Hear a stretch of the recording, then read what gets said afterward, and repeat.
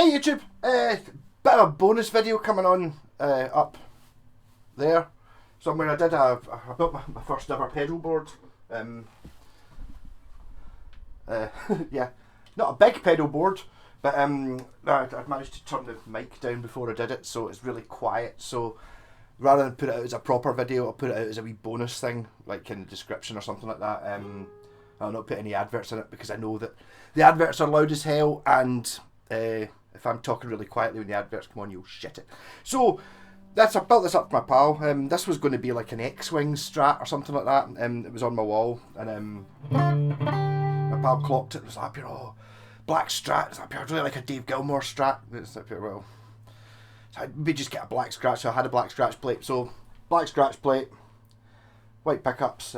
This has got the most fantastic grain on the neck ever, which you've never seen. You can sort of get a wee glimpse of it there, but it looks stunning. And the best thing about the particular grain in this one is it's right at the angle you can see when you're playing. Smashing, you know, it's great. It's like quite a lot. I've got a few guitars. One that reminds me really, which is I've got an Aria Thor sound, and it's like a 3-piece neck, and the bottom piece, as in round about here, is the most amazing piece of bird's eye maple, but you can't see it. You have to kind of go look at the amazing. It's actually quite flamed on the bottom as well. But this one, and it's very evenly done as well. I mean, this, you don't get guitar necks like this anymore on budget guitars. You know, this would have been spotted and would be on a high ender. So this is an encore. Well worth doing these things up. I mean, I probably spent more. If you got a shop to do what I did to this, it probably cost more than what the guitar would. So a complete fret job, and just getting it all plain. Superb. Pretty much standard layout. It does have the Gilmour switch, which I assume Dave Gilmour does have. That's why people call it the Gilmour switch. So we flip that on, it hot wires the neck pickup on, so when you're in the bridge position, you've got the bridge, and then we put it on, gives you the bridge and the neck. Also asked whether he wanted me to jumper the tone control, so that this tone control is for the neck pickup, and this tone control, instead of just being for the bridge, is for the bridge. Instead of just being for the middle, is for the middle and the bridge.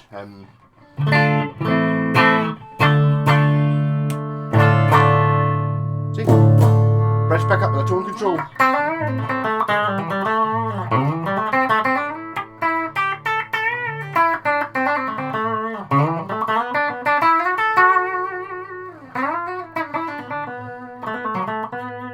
Sorry, Gilmour sound.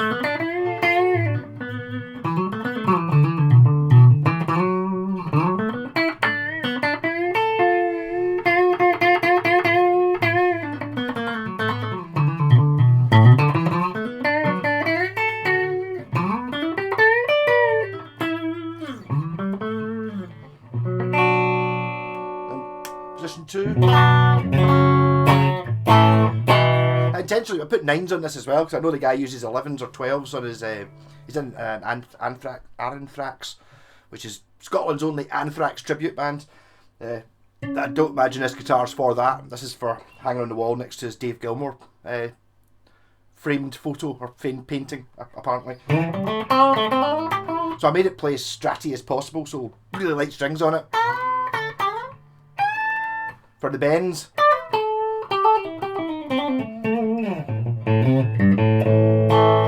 Middle position. Never use that. Position 4.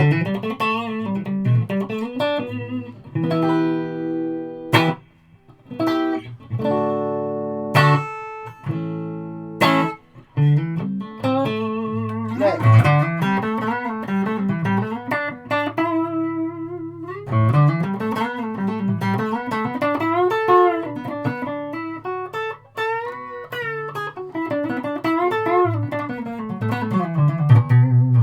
So I mean, mod-wise, didn't really do that much. Basically, I just fixed this guitar up. Normally, I would paint it some stupid colour and fix it up. I did swap the scratch plates over.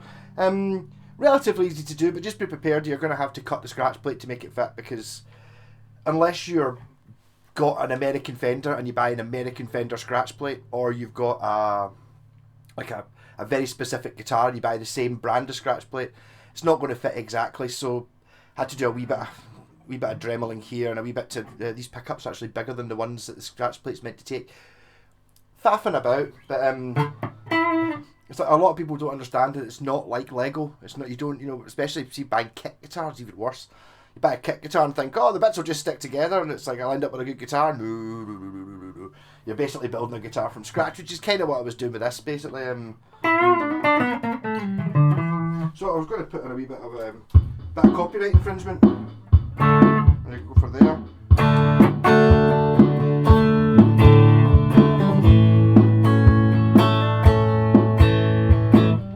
Actually, now that I think about it,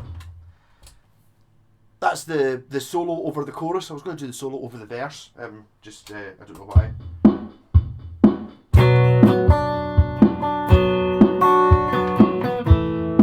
Because it's shorter.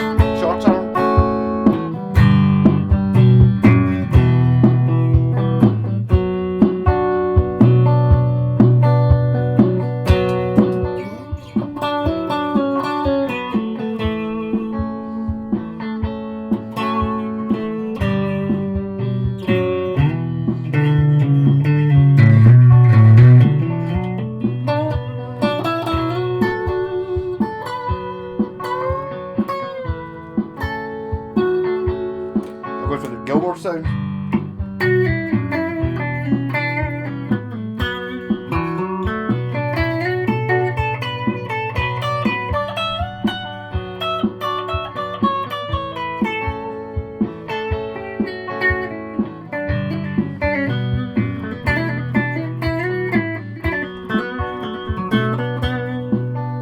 Right.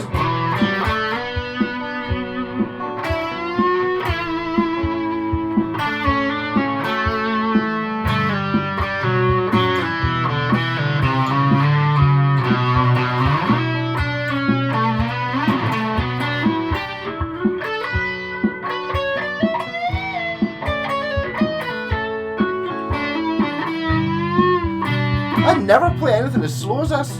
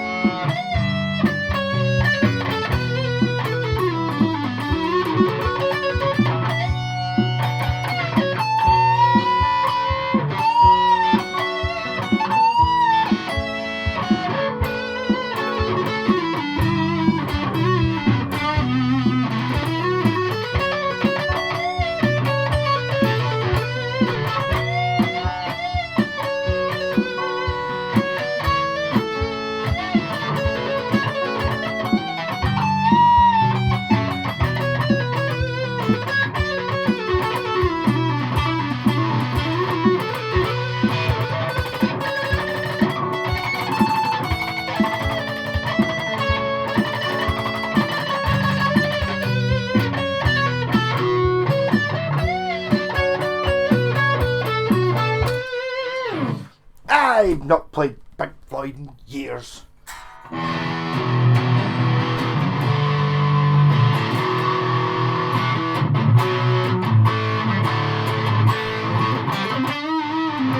Remember using the fuzz pedal's not the way to go.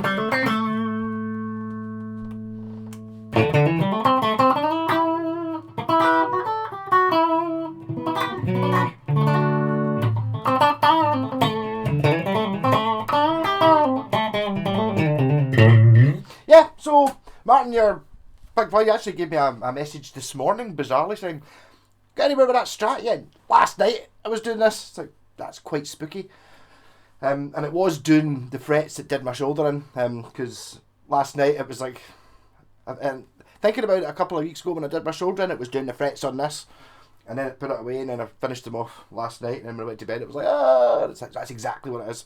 So I'm now using a Dremel to do that, with a sort of spongy attachment thing on it to polish them up, rather than just... But if you're looking up, there's no serial numbers in this, I have no idea even what era this Encore is from, but much better wood than you get in modern guitars, really, anyway. I would actually argue that this neck is made of a better wood than Scott's EVH one, which he just got recently, which had a big argument, well, not an argument, discussion with Scott last night about why I don't really like Van Halen very much. It's like, yeah, it's alright, it doesn't really do anything for me though, which is moaning go slag me off for not liking Van Halen very much. It's alright, I don't think it's shit, it's just I would never choose to put it on. Even Van Halen 1, oh, you must like Van Halen 1, it's like, nah. I remember buying the record, putting it on and going, nah, what was all the fuss about? Because great guitar playing does not good music make. I don't think anyway. I like some music that doesn't have very good guitar playing in it, but it's the amalgamation of all the parts together that make it good. Yeah, anyway, so bonus video